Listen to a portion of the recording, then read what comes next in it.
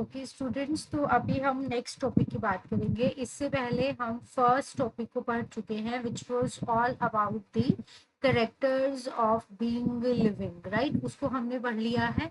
अभी हमने पढ़ना है डाइवर्सिटी के बारे में। ये दूसरा बहुत इंपॉर्टेंट पार्ट है, विच इज द बायोडाइवर्सिटी। तो क्या कहती है हमारी बुक इसके बारे में, हम आज इसको पढ़ेंगे। इसको हम कुछ हेडिंग्स में पढ़ेंगे कि किस तरीके से बायोडाइवर्सिटी है, कैसे वो काम करती है, कितने तरीके की है, ये सारा कुछ हम उसमें पढ़ेंगे। और क्यों ज़रूरत है नोमेनक्लेचर का, वो भी यहाँ पे हम डिस्कस करेंगे। तो बायोडाइवर्सिटी, देखो बायोडाइवर्सिटी क्या है, बायो से नाम से पता चल रहा है। जैसे हम इसको अगर दो पार्ट्स में तोड़ेंगे तो एक है बायो, दूसरा हो गया डाइवर्सिटी, राइट। तो बायो क्या है, bio is a life, all about living being. और डाइवर्सिटी हमेशा क्या होती है, it is simply a variety, right. तो बायोडाइवर्सिटी क्या है, ये वैरायटी है, वेरिएबिलिटी है, सारे के सारे लिविंग ऑर्गेनिजम्स, जितने भी लिविंग ऑर्गेनिजम्स आपको दिखाई देते हैं उन सबके अंदर, चाहे वो लिविंग ऑर्गेनिज्म प्लांट है, एनिमल है, फंजाई है, हम लोग देख सकते हैं फंजाई जैसे मशरूम है, चाहे वो बैक्टीरिया है, चाहे मोनेरा जैसे मोनेरा में बैक्टीरियाज हैं, चाहे वो प्रोटिस्ट हैं, यूग्लिना है, पैरामीशियम है, चाहे किसी भी तरीके के वो अदर माइक्रो ऑर्गेनिजम्स हैं, उनमें जो भी वेरिएशन है वो सारी वेरिएशन को हम क्या बोलते हैं, हम उसे बोलेंगे बायोडाइवर्सिटी, ठीक है। तो हमें पता है कि पूरी हमारी अर्थ के ऊपर डिफरेंट डिफरेंट तरीके के क्रिएचर्स हैं। इन सारे क्रिएचर्स में जो वेरिएशन है मॉर्फोलॉजिकली, जेनेटिकली, हर तरीके से, उसे हम क्या बोलेंगे, उसे हम बोलेंगे बायोडाइवर्सिटी। ओके, अभी देखो ये जो बायोडाइवर्सिटी है, हम इससे कुछ ऐसे सब पार्ट्स में इसको स्टडी करेंगे। सबसे पहले हम ये पढ़ेंगे कि ये जो बायोडाइवर्सिटी है ये इतनी ज्यादा डिफरेंट, मतलब इतना डाइवर्स क्यों है, ये सारे ऑर्गेनिजम्स अलग अलग तरीके के क्यों हैं। जैसे अगर हम कुछ माइक्रोस्कोपिक ऑर्गेनिजम्स की बात करेंगे तो वो माइक्रोस्कोपिक ऑर्गेनिज्म कुछ माइक्रोमीटर्स के बहुत छोटे होते हैं, वेरी वेरी स्मॉल ऑर्गेनिजम्स होंगे वो, राइट। अगर मैं एक बनियन ट्री की बात करूं ऑन द अदर हैंड, तो वो बनियन ट्री जो एंजियोस्पर्मिक प्लांट है वो कितना ह्यूज होता है, कितना ही ज्यादा बड़ा होता है इस छोटे से ऑर्गेनिज्म के हिसाब से। इसी हिसाब से हम एनिमल्स में भी देख सकते हैं। एनिमल्स में हम ब्लू व्हेल की बात करते हैं, कितना बड़ा ऑर्गेनिज्म है। और अगर मैं बर्ड्स की बात करूं तो बर्ड में हम हमिंग बर्ड की बात कर सकते हैं कि वो कितना छोटा है। और अगर बर्ड में ही कंपेयर करना हो तो इसे हम ईगल के साथ भी कंपेयर कर सकते हैं कि ये दोनों बर्ड्स ही हैं, लेकिन इन दोनों में कितनी वेरिएशन है। तो कहने की बात ये है कि there is a huge variation among the organism, either it is based on the shape, we can say it is based on size, sometime color, कभी कभी हैबिटेट। हैबिटेट क्या होता है, वो जगह होती है जिस जगह के ऊपर ऑर्गेनिजम्स रहते हैं। अगर वो पानी में रह रहे हैं तो उनका हैबिटेट क्या हो गया, एक्वेटिक। अगर वो लैंड पे का हैबिटेट क्या हो गया, टेरेस्ट्रियल। इसी तरीके से डिफरेंट डिफरेंट तरीके के हैबिटेट्स होते हैं। फिर उनकी फूड हैबिट के हिसाब से ऑर्गेनिजम्स अलग हैं। अगर आप पूरे बर्ड्स में ही देखेंगे तो उनमें आपको फ्रूगीवोरस दिखेंगे, इंसेक्टिवोरस दिखेंगे, तो अलग अलग तरीके के बर्ड्स दिखते हैं। बॉडी ऑर्गेनाइजेशन के हिसाब से आप मैमल्स में ही देख लो। अगर मैमल्स की बात करेंगे तो एक जो बैट है that is also a mammal, एक व्हेल है that is also a mammal, right. तो बॉडी ऑर्गेनाइजेशन कितनी डिफरेंट है इनकी as compare to the other animals या फिर ह्यूमंस, राइट। फिर रिप्रोडक्शन के हिसाब से, मतलब बहुत सारे ऐसे करेक्टरिस्टिक फीचर हैं जो करेक्टरिस्टिक फीचर हम बोलेंगे कि कंट्रीब्यूट कर रहे हैं टूवर्ड्स दी बायोडाइवर्सिटी। इन सब की वजह से, डिफरेंट डिफरेंट करेक्टर्स की वजह से बायोडाइवर्सिटी जो है, वेरिएशन जो है वो आ रही है, ठीक है। अभी ये जो सारा हम बोलें कि वेरिएशन हो रही है, ऑर्गेनिज्म अलग अलग तरीके के दिख रहे हैं, शेप बेस पे, साइज बेस पे, कलर बेस पे, ये सारा कुछ है क्यों, इसकी वजह क्या है। तो इसकी वजह क्या है, हमें पता है कि भाई एवोल्यूशन हुआ है, वी नो वेरी वेल कि एवोल्यूशन हुआ है। उस एवोल्यूशन के टाइम पे जिसने मिलियंस ऑफ ईयर लिए हैं एवोल्यूशन में, ऑर्गेनिजम्स ने खुद को इवॉल्व करने में, उसमें अलग अलग तरीके के ऑर्गेनिज्म हमारे पास आ गए।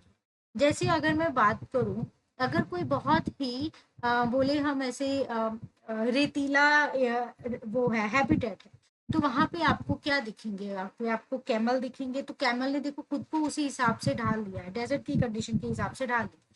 अगर हम पोलर रीजन की बात करेंगे तो क्या हम पोलर रीजन पे इस कैमल को भेज सकते हैं, ये वहां पे सरवाइव करेगा? नहीं। तो वहां पे सरवाइव कौन कर रहा है? वहां पे पोलर बेयर सरवाइव कर रहा है, उसने खुद को वैसे ढाल लिया है। अगर हम एक्वाटिक हैबिटेट की बात करेंगे तो वहां पे फिश हो गई, वैसे ही ऑर्गेनिजम्स हो गए हैं, है ना।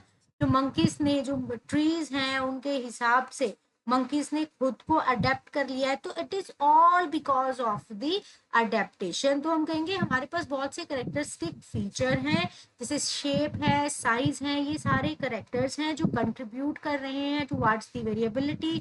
ये करेक्टर डिफरेंट डिफरेंट क्यों आए हैं? क्योंकि एवोल्यूशन हुआ है।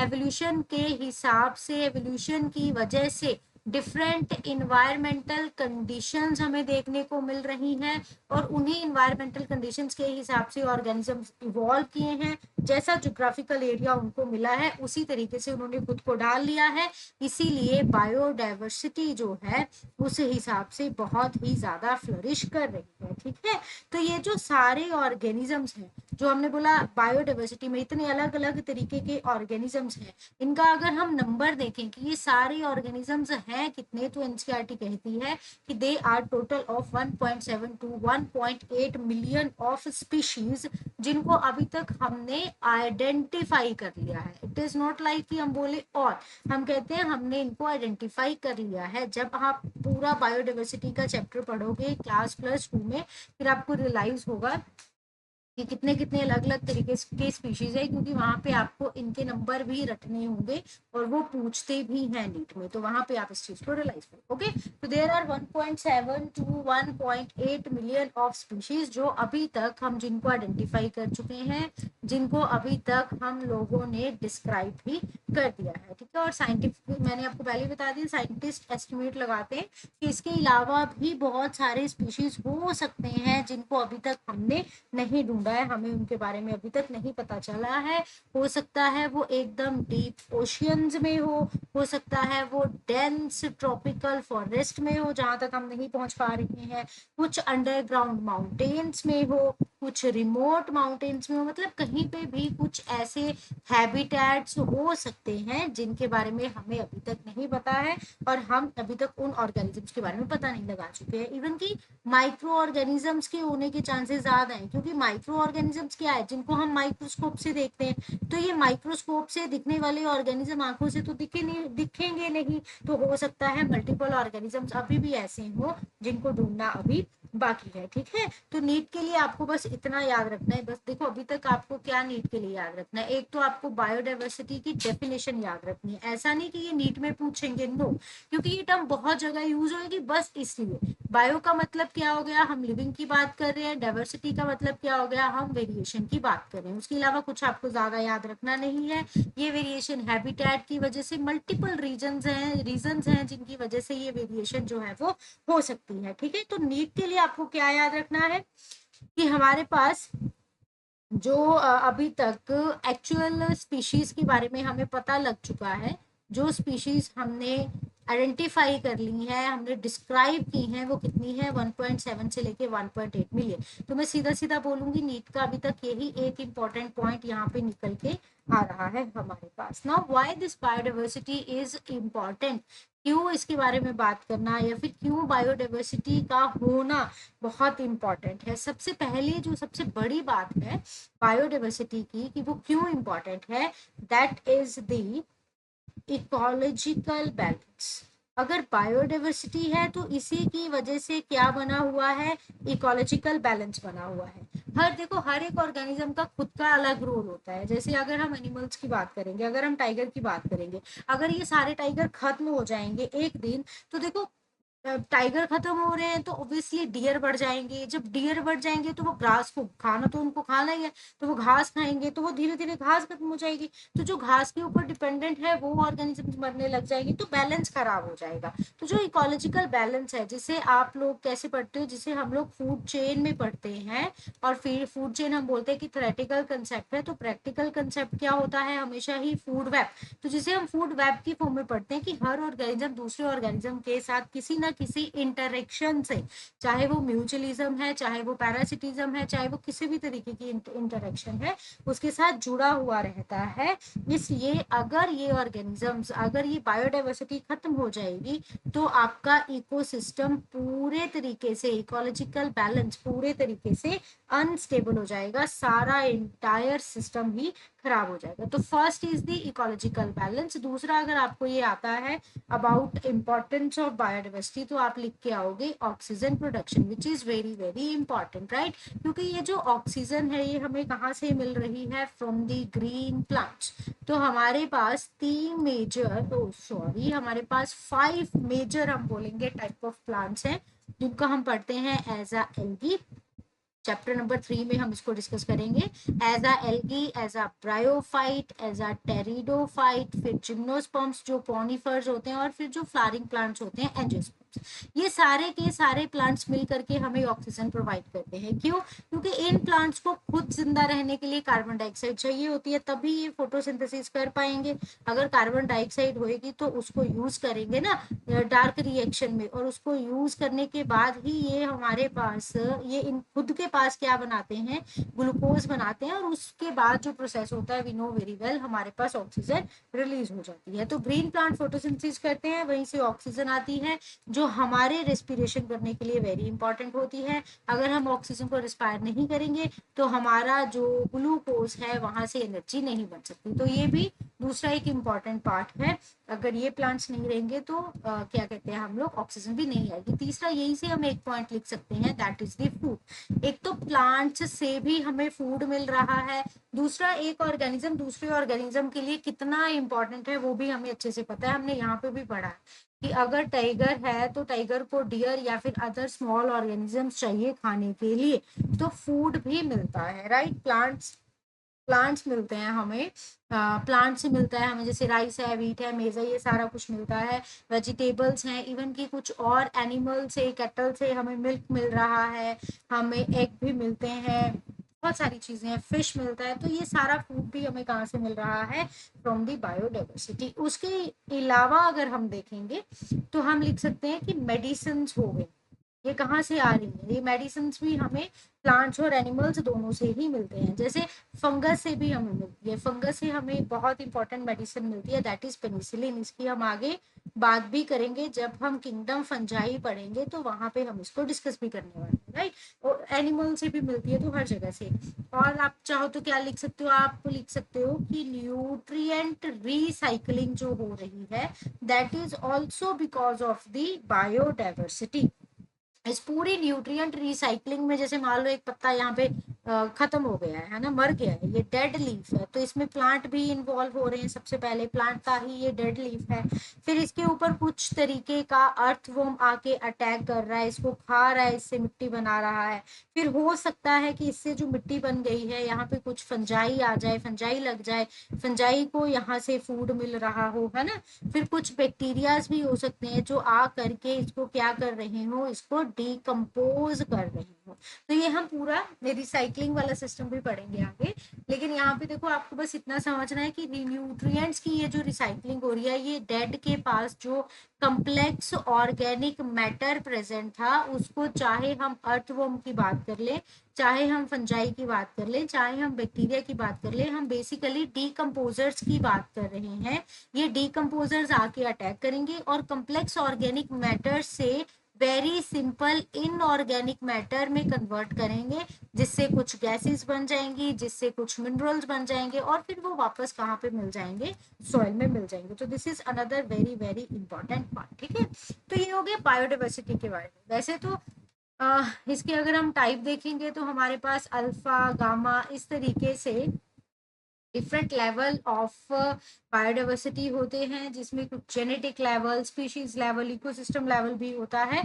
बट ये है क्लास +2 के बायोडाइवर्सिटी वाले चैप्टर का पार्ट, तो we will discuss it over there only. यहाँ पे एक और चीज है कि ये इतनी सारी बायोडाइवर्सिटी है, तो हमने इसके फायदे तो पढ़ लिए कि भाई ब्ला ब्ला ब्ला इसके फायदे हैं जो हमने ऊपर बात की है, बट क्या इसका कुछ नुकसान भी है? देखो एज सच इसका कोई भी नुकसान नहीं है, but there is only one real problem जो हर कोई फेस करता है। वो क्या है?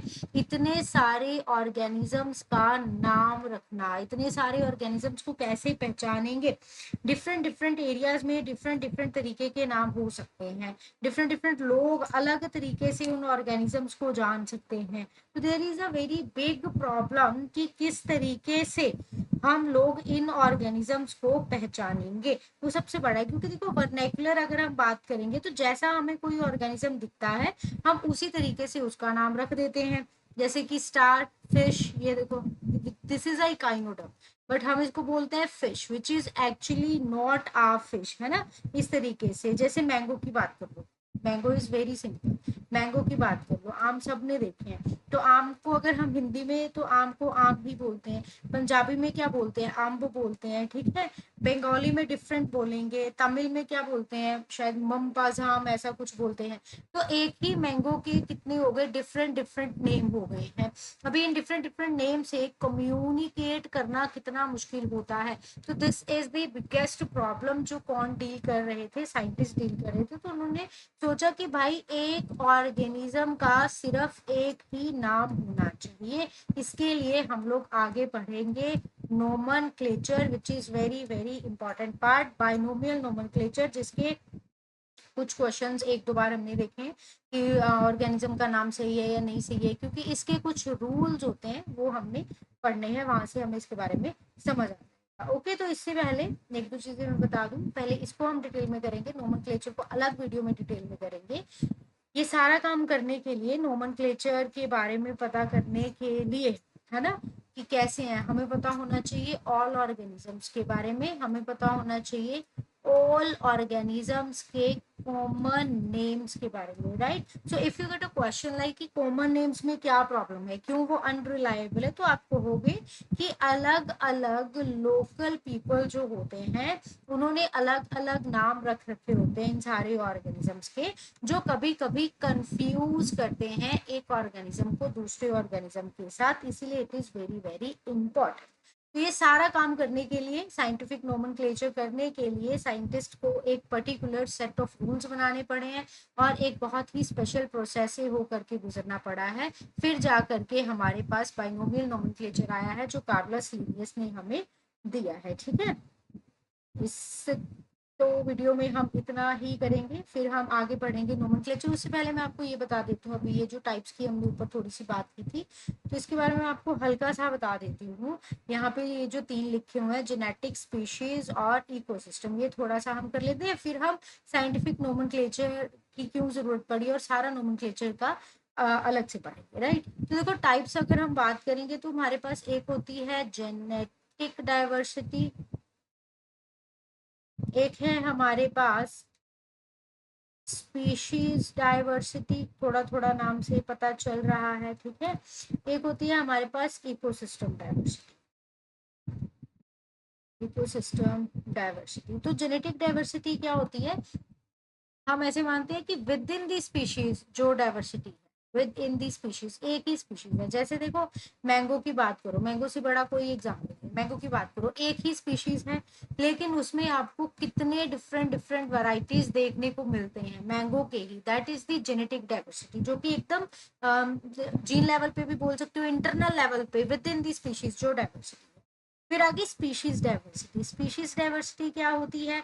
डिफरेंट डिफरेंट एक एरिया के अंदर तीन चार ए बी सी डी चार स्पीशीज हैं और इन स्पीशीज के बीच में जो डाइवर्सिटी है, सपोज ए इज टाइगर, है ना, B is deer, D is insect suppose, and C is fungi. तो इनके बीच में जो डिफरेंट डिफरेंट स्पीशीज में जो डाइवर्सिटी है that is the species level diversity. और इकोसिस्टम डाइवर्सिटी हम किसमें कहेंगे? वैरायटी ऑफ इकोसिस्टम जिसमें आ रहे हैं। फॉरेस्ट के अंदर कैसे ऑर्गेनिजम्स हैं, डेजर्ट के अंदर कैसे ऑर्गेनिजम्स हैं, ग्रास लैंड पे कैसे ऑर्गेनिजम्स प्रेजेंट हैं, वेटलैंड में कैसे ऑर्गेनिजम्स हैं। तो ये जो डिफरेंट डिफरेंट हैबिटेट्स में या फिर इकोसिस्टम में जो डाइवर्सिटी प्रेजेंट है उसे हम बोलेंगे इकोसिस्टम का डाइवर्सिटी, ठीक है। तो ये कुछ ऐसे टर्म्स हैं, जेनेटिक, स्पीशीज एंड इकोसिस्टम, जो बहुत बेसिक है और बहुत बेसिक तरीके से हमें डाइवर्सिटी के बारे में बताता है। इसके अलावा आप याद कर सकते हो और तरीका होता है डाइवर्सिटी को एक्सप्लेन करने का, जैसे कि alpha diversity. Alpha diversity, what is alpha diversity? ये डाइवर्सिटी वही डाइवर्सिटी है जैसे जेनेटिक डाइवर्सिटी होती है। It is the diversity with in the species, species के अंदर जो डाइवर्सिटी है उसे हम क्या बोलेंगे? That is the alpha diversity, ठीक है। जैसे कि अगर हम इसका डेफिनेशन लिखना चाहे तो लिख सकते हैं, it is diversity of species within a single habitat, ठीक है। जैसे विद इन स्पीशीज, स्पीशीज के in between, not with in तो थोड़ा वो हो जाएगा, तो अगर हम इन बिटवीन करेंगे ना, in between the species, that is more good, वो ज्यादा क्लियर कर रहा है। For example, there is A, B, C, D, different type of species. Suppose fish है, यहाँ पे 200 फिश है। यहाँ पे कुछ प्लांट्स हैं, ऑब्वियसली एल्गी मान लो, एक्वाटिक प्लांट्स हैं, ठीक है। तो आप मान लो 20 एक्वाटिक प्लांट्स हैं। फिर कुछ इंसेक्ट्स हैं वाटर के ऊपर, मान लो 500 इंसेक्ट्स हैं। और कुछ लार्वा हैं वाटर के अंदर, मान लो 1000 लार्वास हैं। तो ये जो सारे डिफरेंट डिफरेंट स्पीशीज हैं जो एक ही पॉन्ड के अंदर प्रेजेंट है, इनमें आपस में किस तरीके की वेरिएशन या फिर जो भी डाइवर्सिटी है उसे हम बोलेंगे अल्फा डाइवर्सिटी, ठीक है। तो diversity within single habitat, within in between the species, within कहेंगे तो वो गलत हो जाएगा, in between the species, in between, within single habitat and in between the species, this is alpha. Come to beta, beta diversity क्या है? Between the two different habitats, दो different habitats में हो रही है। जैसे ऊपर हमने पोंड की बात, तो इस पोंड के साथ सपोज कर लो ये पोंड है, पोंड के साथ कोई और हैबिटेट है, suppose any habitat, suppose grass land है, एनी हैबिटेट है, ठीक है। तो वहां पे इन दोनों के बीच में जो diversity, that is the beta diversity. तो दो हैबिटेट के बीच में, पोंड के बीच में और ग्रास लैंड के बीच में, the diversity is called as the beta diversity. Now come to the gamma diversity. ये तो पूरा अभी आप समझ ही गए होंगे कि अगर अल्फा बीटा ऐसे थोड़ा लेवल बढ़ता आ रहा है तो गामा डाइवर्सिटी में क्या होएगा?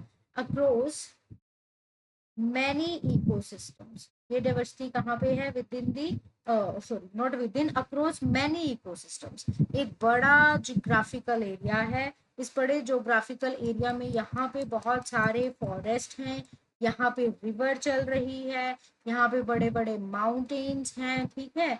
यहाँ पे कुछ भी मान लो आप, ग्रास लैंड है यहाँ पे, suppose here is a grassland, here is a forest, here is a river, here is a mountain, और इनके बीच में जो डाइवर्सिटी है उसे हम क्या बोलेंगे? That is the gamma diversity. तो ये तीन तरीके की हमारे पास डाइवर्सिटी है, alpha, alpha, beta and gamma. Alpha diversity with in area, with in species मत बोल देना, फिर उसमें कंफ्यूजन हो जाएगी, वो गलत हो जाएगा। जैसे ऊपर मैंने विद इन स्पीशीज बोल दिया था, not with in species, in between species, right.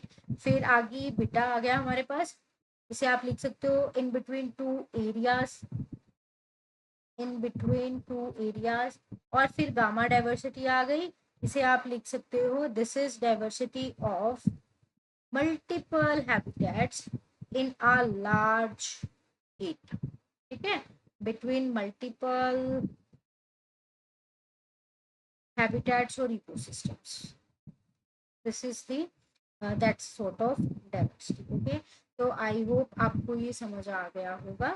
इसके बाद नेक्स्ट वीडियो में हम लोग डिस्कस करने वाले हैं अबाउट नोमेनक्लेचर।